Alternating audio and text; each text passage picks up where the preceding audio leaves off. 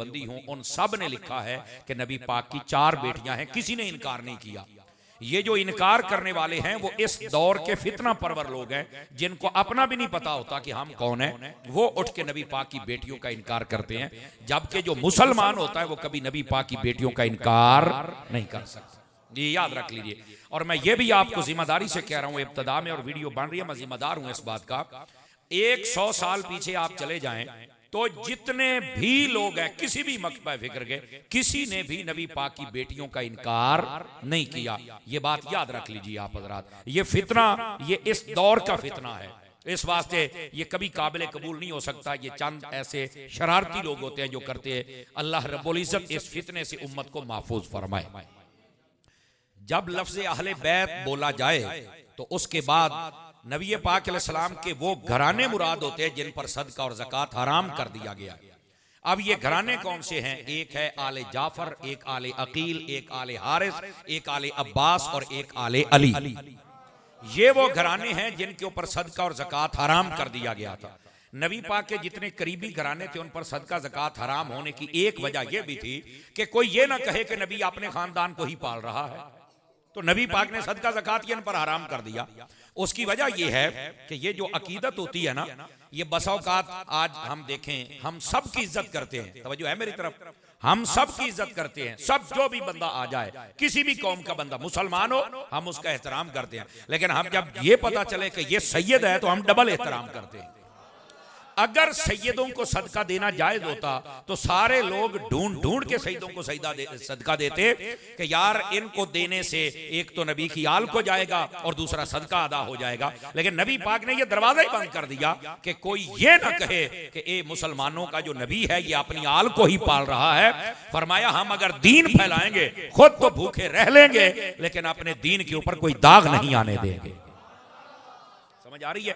इस वास्ते नबी पाक सल्लल्लाहु अलैहि वसल्लम ने अपनी आल को सदका लेने से मना कर दिया। और वैसे इसकी दूसरी लॉजिक ये है कि ये जो सदका होता है ना, ये माल का मैल कुचैल होता है।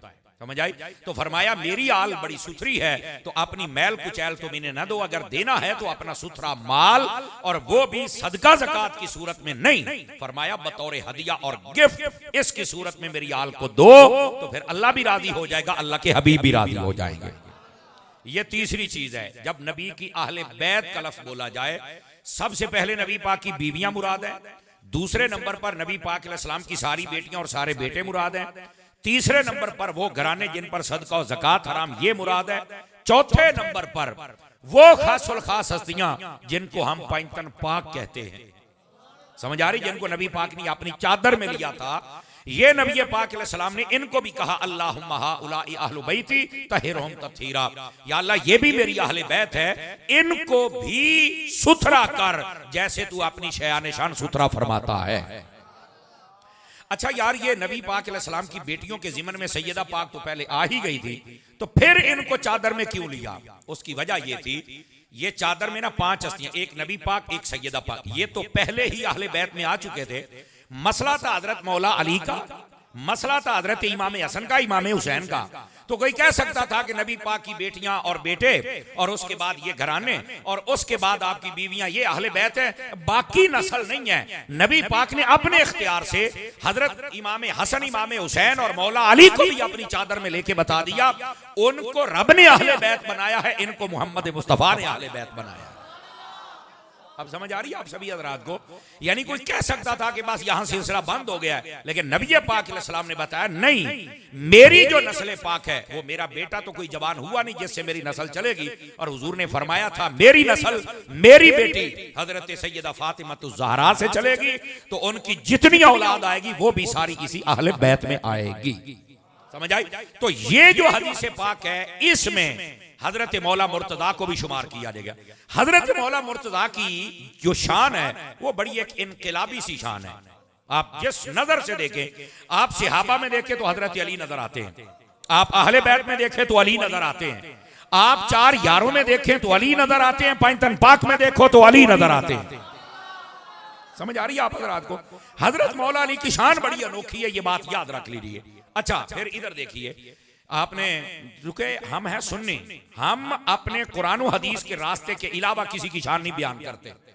समझ आ रही है? कई हजरत अली की शान बयान करते हैं लेकिन बाकी सहाबा की तौहीन करते हैं। हमारे मजहब के अंदर ये बंदा जन्नती हो ही नहीं सकता जो किसी सहाबी की तौहीन करके फिर किसी की तारीफ बयान करे। नहीं, ये जन्नती नहीं ना, ये मुसलमान कहलाने का हकदार ही नहीं होता। जो मुसलमान है वो जिसकी शान बयान करे करे, पर बाकियों की तौहीन ना करे। इस्लाम इस बात की इजाजत नहीं देता कि आप किसी की तौहीन करके फिर आप किसी की शान बयान करें। अब आइए हजरत मौला मुर्तजा की शान क्या है। हजरत अली अल मुर्तजा शेर खुदा रज़ी अल्लाह तआला अन्हु, आप जब दुनिया में जलवागर होते हैं तो आपको पता है वो जगह कौन सी थी? जरा मोबाइलों से निकल कर मेरी बात सुनेंगे तवज्जो से तो आपको समझ में आ जाएगी बात। सुन्नी यूं शान बयान करते हैं, हजरत मौला अली जब दुनिया में जलवागर हुए, आप पैदा हुए तो पता कौन सी जगह थी? ये खाना काबा था। कितनी अजमत वाली जगह है ये, यानी हजरत अली जिस जगह पे आए वो जगह भी अजमत वाली। समझ आई? अच्छा, फिर अगली बात तवज्जो तलब है। हजरत मौला मुर्तजा शेर खुदा रज़ी अल्लाह तआला, आप जब आते हैं तो आपने सबसे पहले जिस चेहरे को देखा है वो चेहरा तेरे और मेरे नबी का चेहरा है। आए भी आला जगह में, और जब चेहरा देखा तो सबसे आला चेहरा देखा। अब जरा तवज्जो कीजिएगा, हजरत मौला मुर्तजा जिस घर में पलते रहे, पता वो कौन सा घर है? वो खुद मेरे मुस्तफा का घर है। हजरत अली अल मुर्तजा के रहने और पलने की जो जगह है वो भी बड़ी अजमत और अफजल जगह है और आला जगह है। ये तीसरी आपकी शान है।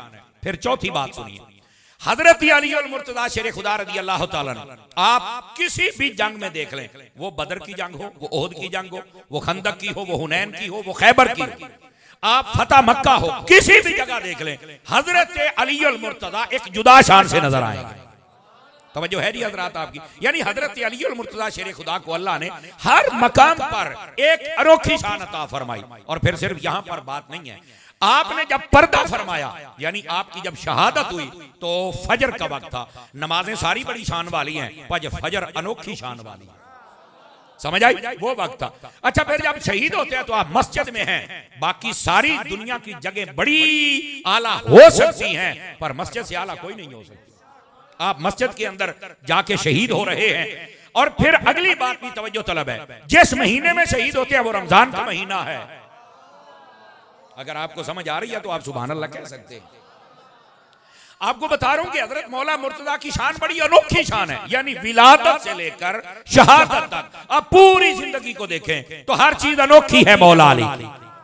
ठीक है, इसी तरह हजरत मौला मुर्तजा शेर खुदा रज़ी अल्लाह तआला अन्हु, आपको अगर आप इस अंदाज में देखें कि इनकी शानें अनोखी क्यों हैं, आखिर इसकी वजह क्या है, सुनिए। उसकी वजह यह है, हजरत अली और मुर्तजा शेर खुदा रज़ी अल्लाह तआला अन्हु, आपका नाम जो मां ने रखा था ना, आपकी वालदा का नाम है हजरत फातिमा बिनते असद रज़ी अल्लाह तआला अन्हा, आपने जो नाम रखा था वो था हैदर।